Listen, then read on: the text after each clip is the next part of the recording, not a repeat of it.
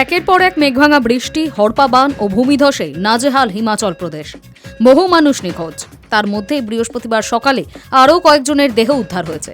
ফলে সব মিলিয়ে নিহতের সংখ্যা দাঁড়িয়েছে 13। এক সংবাদ সংস্থা জানিয়েছে, মঙ্গলবার সারা রাজ্যে মোট 11 বার মেঘভাঙা বৃষ্টি হয়েছে। এর বেশিরভাগই হয়েছে মন্ডি জেলায়। কোথাও কোথাও ধসও নেমেছে। একটানা বৃষ্টি এবং একের পর এক দুর্যোগে বিপর্যস্ত হয়ে পড়েছে স্বাভাবিক জীবনযাত্রা। বুধবারও শিরমৌর জেলায় রাতভর ভারী বৃষ্টি হয়েছে। এখনও অন্তত 29 জন নিখোঁজ। তাদের খোঁজে উদ্ধার অভিযানে নেমেছে জাতীয় এবং রাজ্য বিপর্যয় মোকাবিলা দফতর, হোমগার্ড এবং পুলিশের যৌথ দল।